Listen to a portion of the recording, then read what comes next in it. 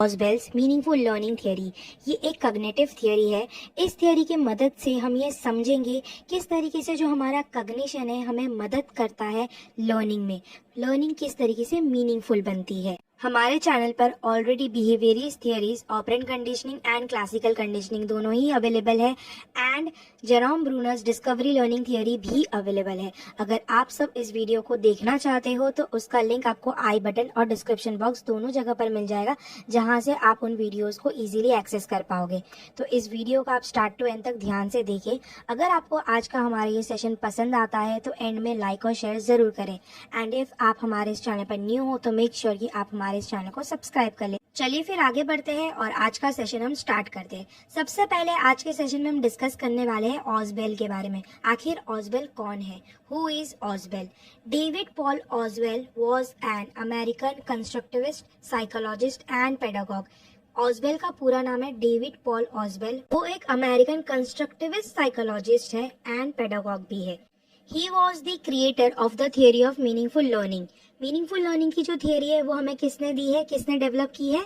David ऑसबेल ने। इसी वजह से उन्हें मीनिंगफुल लर्निंग थियोरी का क्रिएटर भी कहा जाता है। In 1976 he was awarded the Edward Thorndike prize by the American Psychological Association APA for his contribution to educational psychology. Educational psychology में डेविड ऑसबेल का जो योगदान था उसके वजह से अमेरिकन साइकोलॉजिकल एसोसिएशन ने ईयर 1976 में एडवर्ड थॉर्नडाइक प्राइज से उन्हें सम्मानित किया। Oswell believes that learning of a new knowledge relies on what is already known. ऑसवेल का ये विश्वास है कि जो भी न्यू नॉलेज है, अगर कोई व्यक्ति अक्वायर करना चाहता है, उसे सीखना चाहता है, तो उसके पास जो ऑलरेडी अवेलेबल इंफॉर्मेशन या नॉलेज है उसी के बेसिस में वो न्यू नॉलेज को अक्वायर कर सकता है। Based on this belief, he says that the most important single factor influencing learning is what the learner already knows. ऑसवेल कहते हैं कि हमारी लर्निंग सिर्फ एक सिंगल चीज से इन्फ्लुएंस होती है, वो है हमारी जो प्रीवियस इंफॉर्मेशन या प्रीवियस नॉलेज है उसके वजह से। ठीक है, ascertain this and teach him accordingly. अगर कोई भी व्यक्ति को आप कोई भी इंफॉर्मेशन या कोई भी न्यू नॉलेज सिखाना चाहते हो तो आप पहले उसका जो प्रीवियस नॉलेज है उसके बारे में इंफॉर्मेशन इकट्ठा कीजिए and based on the previous information जो भी उस पर्टिकुलर इंसान के पास है, आप उसको जो न्यू कंसेप्ट या न्यू नॉलेज प्रोवाइड करना चाहते हो वो प्रोवाइड करोगे तो वो अपनी पुरानी नॉलेज या इन्फॉर्मेशन की बेसिस पे जो न्यू इन्फॉर्मेशन या नॉलेज आप प्रोवाइड कर रहे हो उस चीज को अक्वायर कर पाएगा, उसको वो पर्टिकुलर पर्सन सीख पाएगा। Okay, clear? The introductory part ends here about this theory. Now let's go ahead and discuss about what actually is meaningful learning theory. Meaningful learning theory actual में क्या है? तो meaningful learning theory किस चीज को कहा जा रहा है? This theory says that learners learn through a meaningful process of relating new events to already existing concepts. ये theory ये समझाने की कोशिश करता है, हमें ये बताता है कि जो learners है, मतलब जो सीख रहा है व्यक्ति, वो एक meaningful process को फॉलो करके जो भी न्यू इवेंट है या घटनाएं हैं या चीजें उनको सीख रहा है। किसके बेसिस पे सीख रहा है? जो ऑलरेडी उसके पास कंसेप्ट अवेलेबल है, जो इन्फॉर्मेशन उसके पास अवेलेबल है, उसको अपना धरोहर, अपना बेस बनाकर वो जो न्यू इन्फॉर्मेशन है या न्यू नॉलेज या घटनाएं जो है उन सारी चीजों को सीखने की, समझने की कोशिश कर रहा है इस थियोरी के accordingly. David Ausubel says that meaningful learning is a crucial type of learning for classroom instruction. Classroom में जब हमें सिखाया जाता है वहाँ पर ये जो मीनिंगफुल लर्निंग है वो हो पाना बहुत ही क्रूशियल है। टीचर को बहुत सारी चीज़ों को ध्यान में रखना पड़ता है वाइल टीचिंग देयर स्टूडेंट्स। तो क्लासरूम में बहुत सारे बच्चे अलग अलग लर्निंग टाइप्स लेकर आते हैं, उनका जो इंटेलिजेंस लेवल है वो भी अलग होता है। तो वहाँ पर मीनिंगफुल लर्निंग जो है वो हो पाना बहुत क्रूशियल हो जाता है, बहुत मुश्किल हो जाता है। तो meaningful learning involves new knowledge that is related to what the learner already knows and it can be easily retained and applied. इसीलिए कहा जाता है कि जो मीनिंगफुल लर्निंग है वो क्या इन्वॉल्व करता है? जो न्यू नॉलेज है आप तभी सिखा पाओगे अपने लर्नर को जब उसके पास कोई इन्फॉर्मेशन या कोई प्रीवियस नॉलेज होगा पर्टिकुलर कंसेप्ट या सब्जेक्ट के बारे में। फॉर एग्जाम्पल, अगर आप बच्चे को सबसे पहला क्लासरूम में A फॉर एप्पल सिखाना चाहते हो तो it is important for a teacher to make sure what your student knows. What is A? अगर उसको A ही नहीं पता है तो वो A फॉर एप्पल कैसे सीखेगा? अगर चलो ठीक है A नहीं पता है, it happens sometimes, but at least उस फ्रूट को, जो भी आप उसके सामने प्रेजेंट करने वाले हो, उसको एक नाम से पुकारा जाता है। उसके बारे में थोड़ा बहुत तो इन्फॉर्मेशन होगा, कुछ तो उसके घर में उसको सिखाया गया होगा। उसी के बेसिस पे उसे आप अपना बेस बनाकर, उस बच्चे का प्रीवियस इन्फॉर्मेशन या नॉलेज बनाकर आप उसे जो न्यू इन्फॉर्मेशन या जो न्यू नॉलेज प्रोवाइड करना चाहते हो वो सिखा पाओगे। इसीलिए कहा जाता है क्लासरूम में इस चीज़ का हो पाना मुश्किल है, बिकॉज बहुत सारे बच्चे अलग अलग अंडरस्टैंडिंग से आते हैं। बहुत बच्चे कम मैच्योर होते हैं, बहुत बच्चे ज़्यादा मैच्योर होते हैं। तो हर एक की मैच्योरिटी के लेवल से मीनिंगफुल लर्निंग को क्लासरूम में कर पाना, सिखा पाना बहुत मुश्किल हो जाता है टीचर के लिए, क्योंकि हर एक बच्चे का जो लर्निंग स्टाइल है, जो लर्निंग लेवल है, उस चीज़ को टीचर को ध्यान में रखना पड़ता है। इसी वजह से अगर एक टीचर अच्छी तरीके से अपने बच्चों को सिखाना चाहती है तो इट इज़ मोर इम्पॉर्टेंट कि जो भी बच्चे का प्रीवियस नॉलेज है वो रिटेन किया जाए और फिर उसको न्यू नॉलेज को सिखाते वक्त अप्लाई किया जाए। तभी क्या होगा, उसका जो लर्निंग है वो इफेक्टिव भी होगा और मीनिंगफुल भी होगा। Clear? As you all know, classroom में डिफरेंट टाइप्स ऑफ स्टूडेंट्स आते हैं अलग अलग बैकग्राउंड से, तो उनका जो सीखने का तरीका है वो भी डेफिनेटली डिफरेंट होगा। सो यही सारे तरीकों को ऑब्जर्व करने के बाद में डेविड ऑजवेल ने 4 डिफरेंट टाइप्स ऑफ लर्निंग जो है ना हमारे सामने प्रेजेंट किया है, जिनको हम अब 1 बाय 1 डिटेल्स में डिस्कस करेंगे। तो सबसे पहला लर्निंग टाइप है रॉट लर्निंग। रॉट लर्निंग अगर मैं सिंपल वर्ड्स में कहना चाहूँ या समझाना चाहूँ तो वो है रट्टा लगाना। It is a memorisation technique based on repetition. अगर हम किसी बच्चे को कंटिन्यूअसली एक ही चीज़ बुलवाएंगे बार बार बार बार, भले से उसका मतलब उसको समझ आए नहीं आए, पर बार बार रिपीट करने की वजह से वो उस चीज़ को सीख जाता है, याद कर लेता है। उसे कहते हैं रॉट लर्निंग यानी रट्टा लगाना। फॉर एग्जाम्पल हम टेबल्स भी बच्चे को जब वो प्राइमरी में होते हैं, मतलब फर्स्ट या सेकंड में होते हैं, ऐसे करके याद करवाते हैं। पोएम्स भी हम उनको जब वो नर्सरी या जूनियर केजी या सीनियर केजी में होते हैं तब वैसे करके याद करवाते हैं। तब तो उनको ना अल्फ़ाबेट समझ में आता है ना एक्चुअल में क्या बोलना चाहते हैं उसका मतलब समझ में आता है, बट जस्ट बिकॉज हम उनको डेली वही पोएम रिपीट करवाते हैं तो वो याद कर लेते हैं। तो that is a kind of rote learning we can say. Okay, next type of learning is meaningful learning. Meaningful learning इस थियरी के अकॉर्डिंगली क्या होता है ये तो आप सभी को पता चल चुका है। Children acquires knowledge through adding new information with the prior knowledge. That means जो स्टूडेंट या लर्नर है वो न्यू नॉलेज को एक्वायर करते हैं। कैसे एक्वायर करते हैं?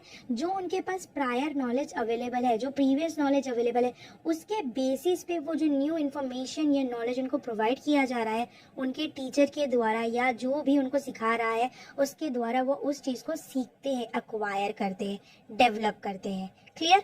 Next type of learning is receptive learning, a kind of learning when a child receives written or oral learning material from someone. इस टाइप के लर्निंग में क्या होता है, जो बच्चा है या जो लर्नर है वो उसके सामने जो उसका टीचर है या जो इंस्ट्रक्टर है जो भी इंफॉर्मेशन प्रोवाइड कर रहा है रिटर्न फॉर्म में या ओरल फॉर्म में, जिस भी फॉर्म में वो प्रोवाइड कर रहा है इन्फॉर्मेशन को, वो सिर्फ उस चीज़ को रिसीव करता है, एक्वायर करता है। इस केस में लर्निंग जो है ना वो रॉट लर्निंग भी हो सकती है, वो मीनिंगफुल लर्निंग भी हो सकती है। डिपेंड करता है कि वो लर्नर किस टाइप का है।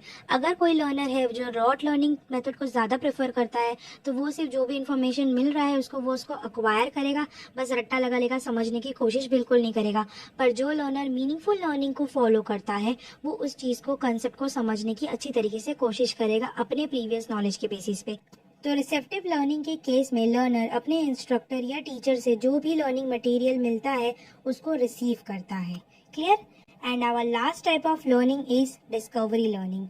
It is a technique of inquiry based learning. इस टाइप की लर्निंग में जो बच्चा है वो एक्टिवली पार्टिसिपेट करता है अपनी लर्निंग के प्रोसेस में। जो भी इंफॉर्मेशन या कंसेप्ट सिखाने की कोशिश की जाती है उस चीज़ को बच्चा खुद से इंक्वायरी करके सीखने की कोशिश करता है, खोज करके सीखने की कोशिश करता है। डिस्कवरी लर्निंग में जो स्टूडेंट है वो एक्टिवली पार्टिसिपेट करता है अपनी लर्निंग में, मतलब यहाँ पर वो मियर इंफॉर्मेशन कलेक्ट नहीं करता है या फिर जो टीचर सिखा रही है सिर्फ उतना ही समझने की कोशिश नहीं करता है, बट एक्चुअल में जो कंसेप्ट है उस चीज़ को खुद क्या है, क्या इन्फॉर्मेशन है, कहाँ से आया है, हर एक तरीके से इंक्वायरी करता है, खोज करता है और फिर सीखने की कोशिश करता है। इसी वजह से इसे डिस्कवरी लर्निंग कहा गया है। क्लियर? सो यहाँ पर इस थियोरी से रिलेटेड जो भी मेजर पॉइंट्स थे खत्म होते हैं। अब हम आगे बढ़ते हैं और कुछ इंपॉर्टेंट MCQs को डिस्कस कर लेते हैं अपनी अंडरस्टैंडिंग को चेक करने के लिए। तो आज का हमारा सबसे पहला क्वेश्चन है, during a lecture of a teacher in a classroom what kind of learning occurs in students. Classroom में जब टीचर लेक्चर कंडक्ट करती है उस वक्त कौन से टाइप की लर्निंग होती है स्टूडेंट्स के बीच में? हमारे ऑप्शंस है A meaningful learning, B receptive learning, C discovery learning and D rote learning. What you think, इसका आंसर क्या है? इसका करेक्ट आंसर है option B receptive learning. Because classroom में जब एक टीचर पढ़ाती है तो जो भी इंफॉर्मेशन वो प्रोवाइड करती है बच्चे क्या करते हैं, उसको रिसीव करते हैं। रिसीव करने के बाद में वो उस चीज़ को किस तरीके से समझेंगे वो बच्चों का पर्सपेक्टिव है। बट जब टीचर इन्फॉर्मेशन प्रोवाइड कर रही है तो बच्चों का मेन काम वहाँ पर क्या हो जाता है, उस इन्फॉर्मेशन को कलेक्ट करना, रिसीव करना। इसी वजह से जब क्लासरूम में लेक्चर चलता है, टीचर जब भी कुछ पढ़ाती है उस वक्त बच्चा जो भी लर्निंग वहाँ पर प्रोसेस चल रहा है उस चीज़ को रिसेप्टिव लर्निंग कहेंगे। आफ्टर दैट आता है कि वो रॉट लर्निंग कर रहा है या मीनिंगफुल लर्निंग कर रहा है। जो बच्चा बस हाँ टीचर ने बोल दिया, मैंने वो सुन लिया, याद रख लिया, बस बात खत्म, इस चीज़ को बिलीव करता है तो वो रॉट लर्निंग करता है। बट जब बच्चा उस चीज़ को अच्छी तरीके से समझने की कोशिश करता है, उसके पास जो इन्फॉर्मेशन है उसके बेसिस में वो टीचर को क्वेश्चन करता है, खोजबीन करता है और अच्छी तरीके से कंसेप्ट को समझने की कोशिश करता है, तब उसको हम कहेंगे मीनिंगफुल लर्निंग। डिफरेंस समझ में आया आप सभी को यहाँ पर? चलिए आगे बढ़ते हैं हमारे नेक्स्ट क्वेश्चन की तरफ। What is the reason of rote learning? Rote learning कोई बच्चा क्यों करता है? हमारे ऑप्शंस है a lack of confidence in learning the meaningful way. बच्चे के पास इतना कॉन्फिडेंस लेवल ही नहीं होता है कि वो मीनिंगफुल तरीके से पढ़ाई को सीख सके, जो भी इंफॉर्मेशन है या कंसेप्ट है उस चीज़ को अच्छे से सीख पाए। B due to regular failure in particular subject. कोई पर्टिकुलर ऐसा सब्जेक्ट है जिसमें बच्चे को डर है, किसी भी टाइप का फोबिया है, या उसके दिमाग में ऐसा है कि नहीं अरे बहुत हार्ड है, मैं नहीं पढ़ पाऊंगा या मुझसे नहीं हो पाएगा, तो वहाँ पर वो रट्टा लगाने की कोशिश करता है। यूजुअली ये हिस्ट्री, ज्योग्राफी या सिविक्स जैसे केसेस में होता है। See to hide the fundamental incapacity to understand the subject. Sometimes क्या होता है, कुछ बच्चों का जो फंडामेंटल एबिलिटी है वो ही अच्छी तरीके से विकसित नहीं होता है, मैच्योर नहीं होता है, जिसकी वजह से वो थोड़ा धीरे धीरे सीखता है। तो अपना जो स्लो प्रोसेस है लर्निंग का, उस चीज़ को छुपाने के लिए और कंपटीशन में हर एक के साथ में सेम स्टार्टिंग पॉइंट पर खड़े होने के लिए वो क्या करता है, अपना जो ये इनकैपेसिटी है उस चीज़ को छुपाने के लिए वो रॉट लर्निंग का सहारा लेता है। जैसे कि 3 इडियट्स मूवी में जो चतुर है वो सेम वैसे ही काम करता है। And D all of the above, मतलब ये सारे ए बी सी तीनों ही रीजन परफेक्ट रीजंस है रॉट लर्निंग के। इसका आंसर है option D all of the above. Obviously ये 3 मेजर रीजंस है जिसके वजह से बहुत सारे बच्चे रॉट लर्निंग का सहारा लेते हैं। आगे बढ़ते हैं हमारे थर्ड क्वेश्चन की तरफ। हमारा क्वेश्चन नंबर 3 है, who is the center of meaningful learning theory as said by Ausubel. Ausubel की जो मीनिंगफुल लर्निंग थियरी है ये किसके ऊपर बेस्ड है? हमारे ऑप्शंस है ए टीचर के ऊपर, बी पेरेंट के ऊपर, सी स्टूडेंट के ऊपर या फिर डी एजुकेशन सिस्टम के ऊपर। ऑब्वियसली मीनिंगफुल लर्निंग किसको करना है? स्टूडेंट्स को करना है। That means meaningful learning theory का सेंटर ऑफ अट्रैक्शन है स्टूडेंट्स। और आज के हमारे सेशन का लास्ट क्वेश्चन है, for meaningful learning what is the requirement of cognitive development. Meaningful learning के लिए कॉग्निटिव डेवलपमेंट का क्या रिक्वायरमेंट है? हमारे ऑप्शंस है बेसिक नॉलेज होना चाहिए जो भी लर्नर है उसके पास, B relation of subject matter, that means जो भी इंफॉर्मेशन या कंसेप्ट एक टीचर अपने स्टूडेंट को पढ़ा रही है उसका जो सब्जेक्ट मैटर है उसका रिलेशन होना चाहिए, कुछ तो मतलब होना चाहिए, उस बच्चे से रिलेट करना चाहिए। सी रेडीनेस ऑफ द लर्निंग, मतलब जो लर्नर है वो सीखने के लिए तैयार होना चाहिए। And D all of the above. इनमें से सारे ऑप्शंस कॉग्निटिव डेवलपमेंट के लिए रिक्वायर है जब हम मीनिंगफुल लर्निंग करना चाहते हैं तो। सो यहाँ पर हमारा करेक्ट आंसर है option D all of the above. तो आज का हमारा सेशन यहीं पर खत्म होता है। अगर आप सभी को आज का हमारा ये सेशन पसंद आया है और हेल्पफुल लगता है तो इस वीडियो को लाइक कीजिए, अपने फ्रेंड्स के साथ में शेयर करें। एंड आप अगर हमारे इस चैनल पर न्यू हो तो मेक श्योर कि आप हमारे इस चैनल को सब्सक्राइब कर ले। सब्सक्रिप्शन के बाद में बेल आइकन को जरूर टैप करना सो दैट आने वाले वीडियोस की नोटिफिकेशन आपको लगातार मिलते रहे। Thanks a lot for watching. मिलेंगे बहुत ही जल्द हमारे अगले वीडियो में।